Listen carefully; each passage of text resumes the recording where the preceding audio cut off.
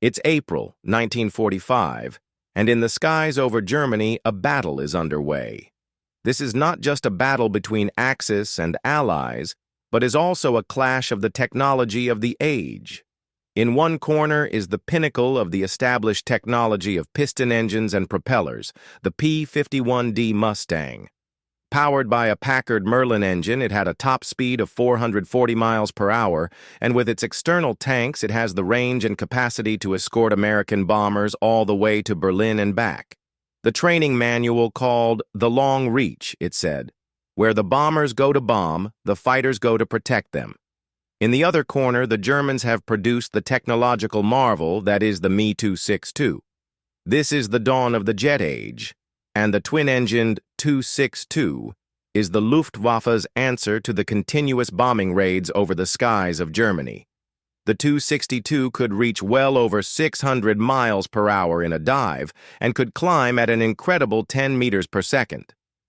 General Major Adolf Galland described the experience as, "It felt as if angels were pushing." Armed with 430mm cannons and up to 24 rockets, it also had the destructive power needed to wreak havoc in the heavens. Coming in on a fast dive, they could inflict their firepower on the bombers and get away before the escorting fighters even had a chance to intercept. If the P-51s did intercept, they were forced to drop their external fuel tanks to give them a chance. This meant that irrespective of the outcome of the chase, with minimal fuel, the P-51s would be forced to turn for home, leaving the bombers undefended for the Germans to pick off.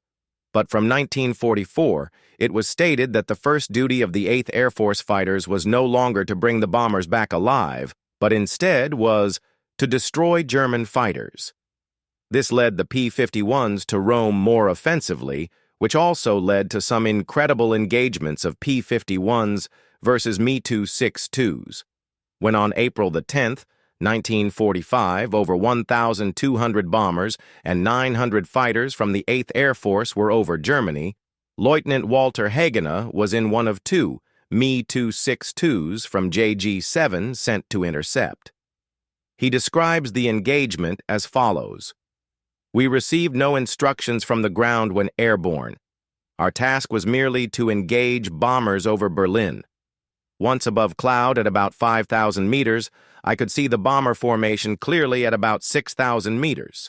I was flying about 550 kilometers per hour in a slight climb after them. Everything seemed to be going fine. In 3 to 4 minutes, we would be with the bombers. Then, as an experienced fighter pilot, I had the old tingling in the back of the neck, feeling that perhaps enemy fighters were about. I had a good look around, and in front and above I saw 6 Mustangs passing above me from almost head-on. At first I thought they had not seen me, and so I continued on. But just to be on the safe side, I glanced back one more.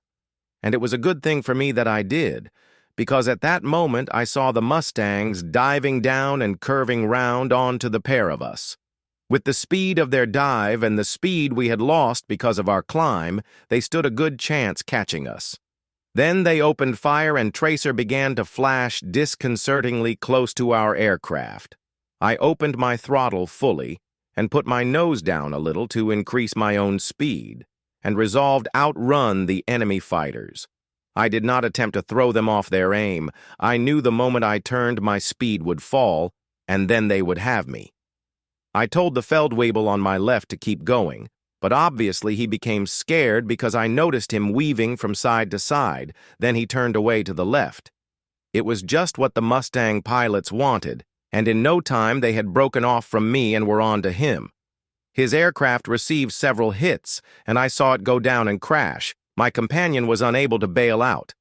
I kept an eye on the enemy fighters at 4,000 meters and watched them reform and turn around to fly westwards for home. Feeling vengeful, I decided to have a go at them.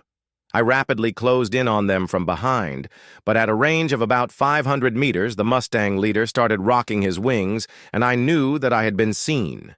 If I continued, I knew that the enemy fighters would probably split up into 2 and curve round from either side onto my tail, so I resolved to strike first. I loosed off all 24 of the R-4M rockets under my wings, straight at the enemy fighters, and I was very lucky. I hit 2 of them, and they went down out of control. This time I had plenty of speed and had little trouble in avoiding the fire from their companions. Almost out of fuel coming into land at Cuthen Airfield, he was targeted again by P-51s.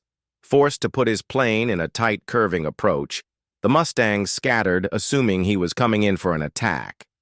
He managed to quickly put the bird down before the Mustangs started strafing the airfield.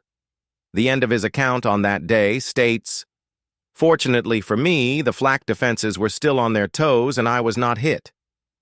By early May 1945, the Allies owned the skies, and the last few Me-262s sat waiting on the